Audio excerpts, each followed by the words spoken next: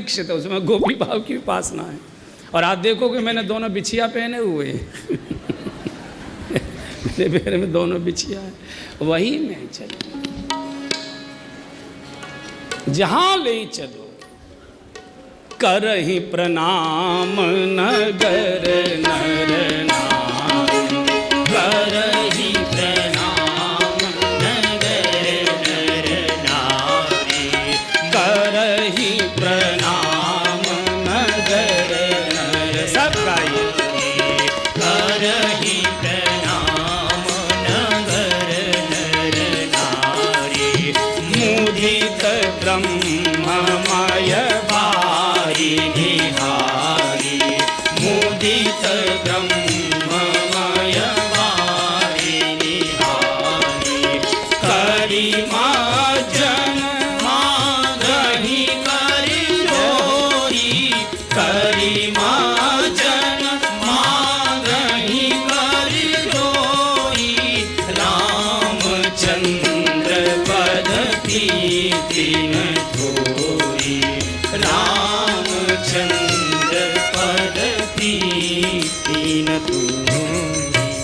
सब नागरिकों ने रामघाट का स्नान किया है, गंगा जी की वंदना की है, पूजन अर्चन किया है, माँ से मिन्नतें मांगी हैं। कर मज्जन मांगे कर जोरी। हमारा प्रेम भगवान के श्री चरणों में बढ़ता जाए, बढ़ता जाए, बढ़ता जाए। पूरे नगर के नागरिकों ने उस मंदिर की परिक्रमा की है, वो झोंपड़ी ही मंदिर हो गया। अरे मंदिर तो वहाँ हो जाता है जहाँ कोई साधु बैठ जाता है, वहाँ तो भगवान बैठे।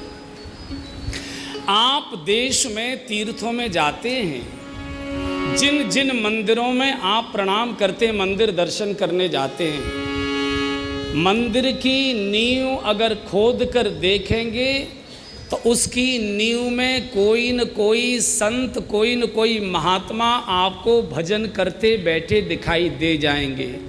जहाँ संत बैठकर भजन करता है उसकी पीठ पर ही मंदिर खड़ा हो जाया करता है, इसलिए मंदिर को पीठ कहा गया है। अमुक पीठ, अमुक पीठ, अमुक पीठ, उसकी पीठ। यानी कोई भी अगर मंदिर है, आप वृंदावन आते हैं, बिहारी जी का दर्शन करते हैं, खोद कर देखो तो हरदास जी महाराज बैठे मिल जाएंगे। अगर राधा रमण जी आते हैं, खोद कर देखो गोपाल भट्ट बैठे मिल जाएंगे। अगर आप गोविंद देव जी आते हैं, खोद कर देखो जीव गोस्वामी बैठे मिल जाएंगे। मदन मोहन जी आते हैं, खोद कर देखो सनातन गोस्वामी जी बैठे मिल जाएंगे। जहाँ जहाँ जाएंगे, राधा वल्लभ जाइए तो हित हरवंश जी बैठे मिल जाएंगे। जिस जिस मंदिर में आप जाते हैं वहाँ की नींव अगर कभी खोदी जाएगी, उस नींव की नींव में कोई न कोई संत बैठकर भजन करते मिलेंगे। उनके भजन के प्रताप से वो देव, वो परमात्मा वहाँ प्रकट होता है और उसी पीठ के ऊपर महात्मा की वो मंदिर बन जाया करता है, लोग उसको प्रणाम करते हैं। अब ये श्रृंगवेरपुर में फूस का मंदिर बना है, भगवान विराजमान, जानकी युगल सरकार वहाँ विराजमान है। सबने दर्शन किया, प्रणाम किया, प्रदक्षिणा की, पुनः गंगा स्नान किया है, गंगा जी से मनोती मनाई है और अब गंगा पार करके आगे बढ़े। यहाँ भरत जी ने निश्चय कर लिया, यहाँ तक तो मेरे परमात्मा भी रथ में बैठकर आए थे, चलो कोई बात नहीं, मैं यहाँ तक रथ में बैठकर आ गया, लेकिन यहाँ से तो मेरे भगवान पैदल गए और जिस भूमि पर मेरे प्रभु के चरण पड़े हों उस पर तो मेरा सिर आना चाहिए। भरत जी ने निश्चय कर लिया कि राम पया देहि पाए सिधाए, राम पया देहि पाए सिधाए। हम कह रथ गज बाजी बनाए, हम कह रथ गज बाजी बनाए। सिर भर जाऊं उचित अस मोरा, सिर भर जाऊं उचित अस मोरा, सिर भर जाऊं उचित अस मोरा, सिर भर जाऊं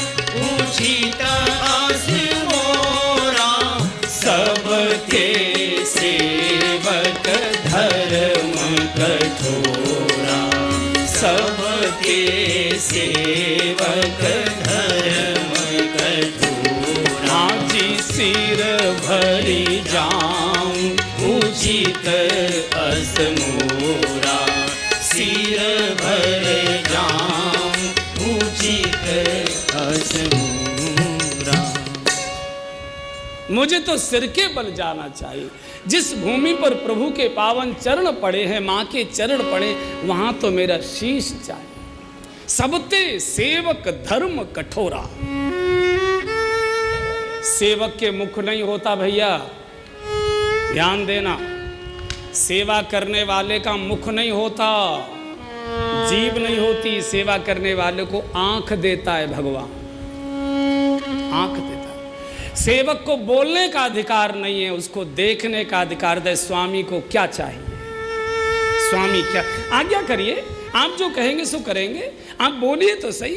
जान हाजिर है, वो धोखा है, वो पाखंड है, वो चालाक है, वो कुछ नहीं करना चाहता। सेवा देखी जाती है, सेवा खोजी जाती है, सेवा ढूंढी जाती है। कोई सेवा तो बताइए आप, कोई सेवा तो बताइए। अगर हम इसको ये कह दें कि काजू चबाते रहो तो वो भी करेगा। जो ये कहता है कि सेवा बताए, सेवा खोजी जाती है, सेवा देखे। इसलिए सेवक का हमेशा दृष्टि आंख नीचे की ओर होती है। स्वामी को क्या चाहिए, स्वामी को क्या चाहिए, बोल नहीं सकता। सबते सेवक धर्म कठोरा। भरत जी ने सबको आगे विदा कर दिया। स्वयं शत्रुघ्न और बिल्कुल अपने निजी सचिव, बिल्कुल खास लोग, उनको पीछे रोक लिया। और जब अब सब आगे बढ़ गए, तब भरत जी पैदल पैदल पैदल। आपको मालूम है ये यात्रा मई मास में हुई थी, ये यात्रा मई मास में हुई थी। कितनी तपती दोपहरी, चिलचिलाती धूप, फपोले पड़ गए। चलने का अभ्यास नहीं, कभी पैदल चले हो तो अभ्यास हो, कभी पैदल चले नहीं। सिर पर धूप, धरती तपी हुई है, रेती गरम गरम हो रही है, गंगा की रेती कई किलोमीटर तक, गंगा का फांट। कितना पैदल चले हैं और क्या दशा हो गई। झलका झलकत पायन कैसे। झलका झलकत पायन कैसे। झलका झलकत पायन कैसे। झलका झलकत पायन कैसे। पंकज कोस कोस कण जैसे। पंकज कोस कोस कण जैसे। राम पया देहि आये आजू। राम पया देहि आये आजू। राम पया देहि आये आजू। राम पया देहि आये आजू। भयहु दुखित सुनिन सकल समाजू। भयहु दुखित सुनि सकल समाजू। पैदल चलने का अभ्यास नहीं था। कोमल कोमल गुलाबी गुलाबी तलवे, दशा क्या हो गई, फफोले निकल आए। झलका झलकत पायन कैसे, पैरों के तलवों में फफोले आ गए। जैसे सर्दी के मौसम में कमल के पत्ते पर ओस की बूंद गिरती है तो मोती जैसी दिखाई देती है दूर से, ऐसे तलवों में मोती जैसे फपोले। किसी ने जाकर कौशल्या जी को कहा, माँ माँ आज भरत भैया पैदल आए। अरे दौड़कर कौशल्या जी आई, चेहरा नहीं देखा माँ ने, सीधा पैर पकड़ लिया। भरत तू क्या चाहता है भैया, पहुँचेगा कि नहीं पहुँचेगा? चित्रकूट तूने क्या कर डाला? अपने मुख से हवा करती है, साड़ी के पल्ले से धूल झाड़ती है, फपोले पहुँचती है, रोने लगी माँ। भरत मेरी सौगंध लगे बेटा, ये नहीं मैं तुझे कष्ट उठाने। इतने माँ विभल। तप में विवेक पूर्वक जानकर कष्ट सहन किया जाता है, आग्रह पूर्वक तप में कष्ट सहन किया जा सकता है। तपस्या में हम सहन करते, घोषित करके कि मैं अग्नि की धूनी तपूंगा, कि मैं शीतल जल में नाक तक खड़ा होऊंगा, कि मैं इतने दिन का व्रत उपवास करूंगा, कि एक पैर से ही खड़ा होऊंगा, कि एक हाथ ऊपर उठाकर ही भगवान को पुकारूंगा।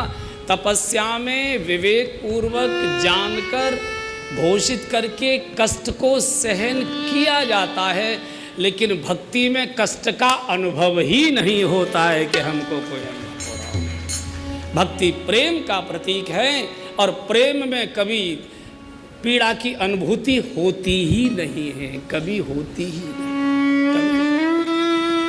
प्रेम में भार नहीं होता, प्रेम बहुत हल्का होता है। आपने सुना होगा स्वामी रामतीर्थ जी के जीवन की घटनाएं। एक बार अल्मोड़ा में नीचे से गांव से ऊपर आ रहे थे वो, तो पहाड़ पर चढ़ाई बहुत होती है, तो आपने देखा होगा कई पहाड़ पर जाते वहाँ सिर जो वजन है, भार है, उस सिर पर नहीं रखा जाता, पीठ पर रखा जाता है। तो एक लड़की 13-14 साल की लड़की होगी, 15 साल की होगी, वो अपने भैया को पीठ पर लाद कर और ऐसे चढ़ रही थी। अब बालक भी थोड़ा भारी था, 7-8 साल का भैया उसका, थोड़ा वजन भी था और एक छोटी बाल का, चढ़ाई ऊपर सांसें चल रही थी। रामतीर्थ थोड़े मजबूत थे, जवान थे, तो इन्होंने कहा बिटिया लाली ला, वजन ज़्यादा या मैं, तू ना ले जा पावेगी, ला मेरी